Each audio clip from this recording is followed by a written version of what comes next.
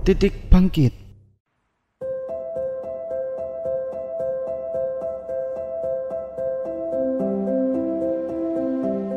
Jadi waktu kuliah di Malang itu banyak waktu yang kosong, yang teman-teman, kawan-kawan yang terbiasa aktif itu memanfaatkan waktu kosong dengan berbagai macam. Mungkin ada yang organisasi di kampus atau yang lain. Tapi saya lebih memilih lebih mendekat kepada masyarakat melalui sebuah pelaku unit usaha. Pada saat itu ada seorang teman dari Solo dan Sukoharjo yang konon katanya orang tua atau keluarganya pedagang konveksi. Saya minta ke Malang membawa. Kemudian saya keliling untuk menjualkan itu semua ke areal wilayah Malang. Nah, kebiasaan-kebiasaan yang tidak bisa istirahat atau membuang waktu inilah sampai sekarang saya rasakan. Dan itu saya bawa ke Jakarta pada saat setelah lulus kuliah. Di Jakarta kami juga berusaha mencari pekerjaan, tapi karena sulit ditawarilah sales oleh seorang kolega. Kami datang, kami menggunakan menjadi sales dan saat itu menggunakan sepeda ontel. Saya masih ingat sepeda gunung namanya, kalau waktu itu sepeda Federal. Ini sebuah merek ya. Nah, saya keliling. Kenapa saya lebih suka menggunakan sepeda? Jalan di Jakarta kami tidak tahu. Sehingga ketika jalan itu searah, ya gampang saja. Lewat trotoar saya tuntun itu. Saat itu saya tinggal di kawasan Pondok Betung. Dari kantor kelurahan masuk gang begitu. Kemudian belok-belok, kawasan itu tepat di belakangnya Kodam Bintaro. Saat itu ada lapangan voli yang saya ingat banget. Pondok Betung itu masuk daerah Tangerang, Kecamatan Pondok Aren. Kurang lebih tahun 94.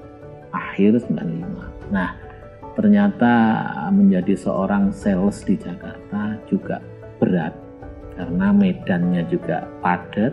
Tidak semua orang bisa diajak ngomong untuk menawarkan barang. Rumah yang cenderung terkunci. Hanya pengalaman yang saya tarik waktu itu ya. Pengalaman kerja dan menempa mental bahwasanya mencari rezeki itu tidak gampang. Sehingga kalau kita cepat patah arang, ya rezeki itu akan hilang.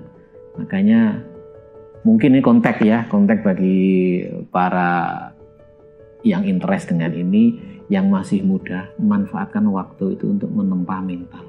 Pendidikan itu di samping ilmu juga untuk merubah pola pikir. Kalau pola pikir kita tetap ada bahwa saya anaknya orang berada, saya anaknya orang yang berpangkat, pada saatnya orang tua kita akan pergi. Nah, saat orang tua kita pergi, kita sudah siap. Waktu yang tepat untuk menyiapkan, ya saat Anda masih dalam usia muda. Nah, dari itulah kemudian tahun, kalau saya nggak salah ingat, itu bulan-bulan November atau Desember, ada lonjakan harga semen. Waktu itu semen satu sak 8.000 sampai menjadi 13.000. Harga-harga sudah mulai agak goyah. Terutama para developer, pengembang.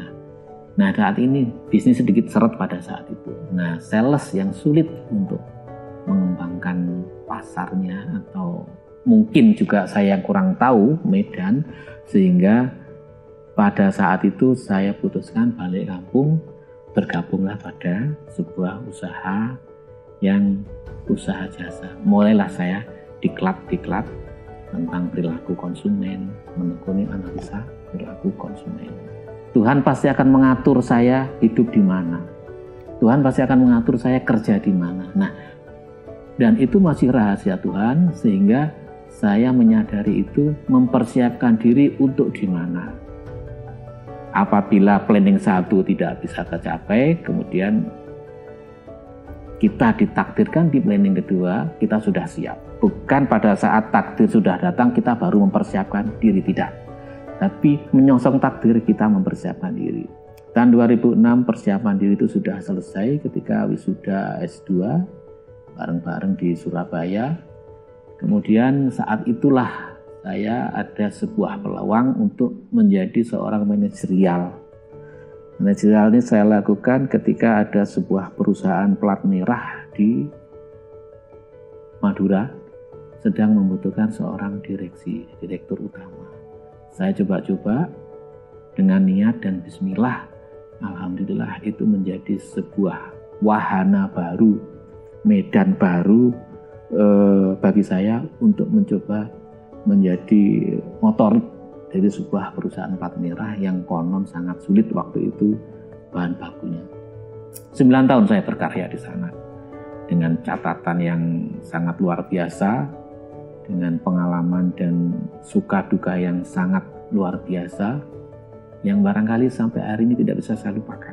Karena ternyata sampai detik ini Allah Subhanahu wa Ta'ala menggariskan saya untuk tetap berkarya di air bersih.